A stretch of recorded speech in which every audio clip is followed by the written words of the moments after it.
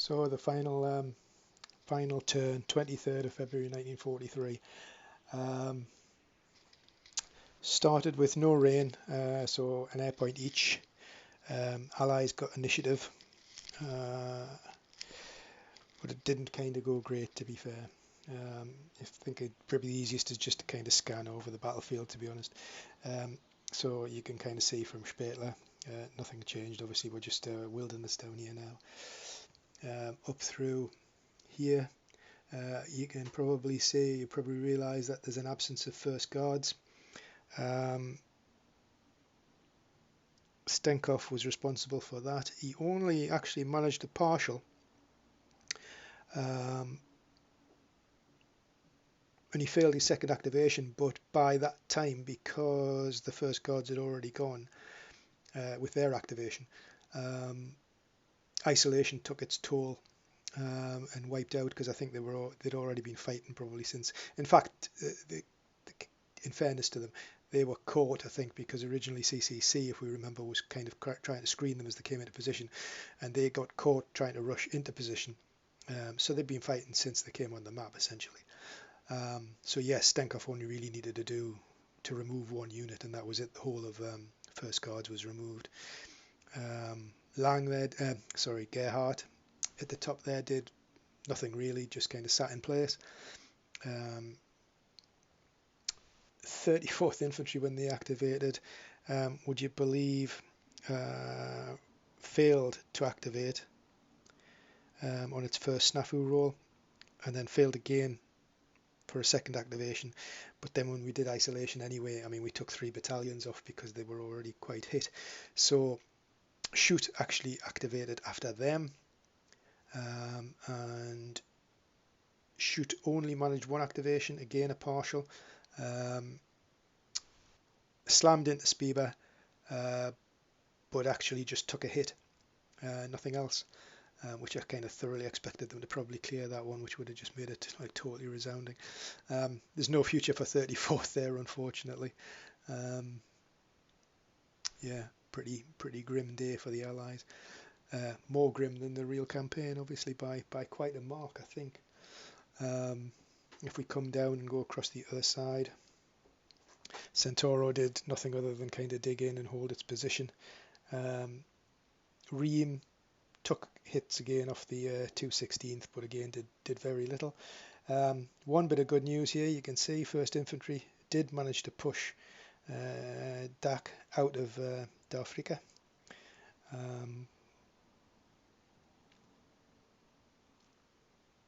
But again, to be fair, they need to pull back because they're compromised by DAC. And down here again, nothing much exchange of hits between these two units. And Lang, as we know, more than happy up there. So that's it really. That's the end of the campaign game. Pretty resounding Axis victory. And just a quick, probably obvious comment to anybody who's watched this. I think the whole thing basically came down to the speed with which 10th Panzer came through Spatler and headed down towards Kasserine, and through the pass, and effectively like held that pass position, because that then meant that Stark was here with the mines, which the mines would probably buy you a day. You know, they should really be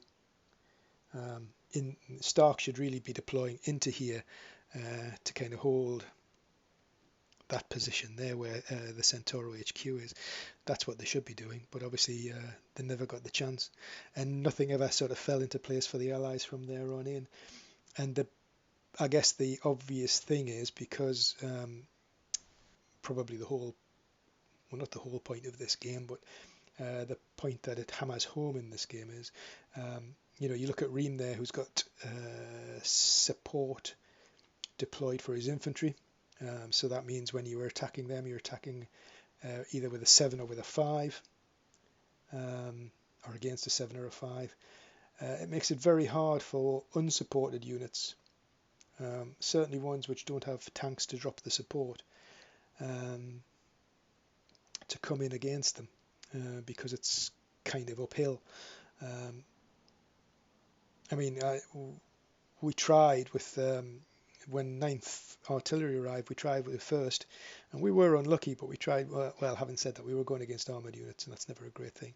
But we did try a couple of assaults that cost us a lot of casualties to just try and take the, because I think that DAC armour unit you can see there was down to a single strength point, and we're trying to sort of take it on the bounce almost, and those attacks didn't work out. We should have probably just gone the safe route and just used suppression and done it that way. But it sort of illustrates the way the game system works with the support for the infantry units, etc.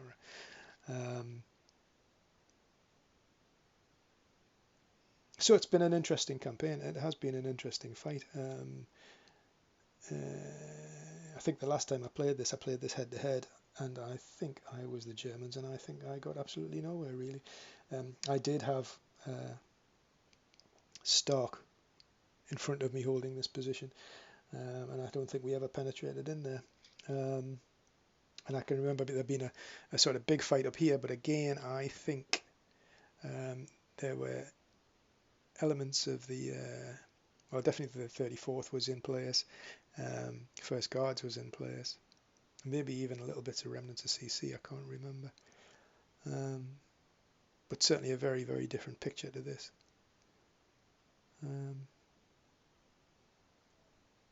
So there you go. An interesting campaign.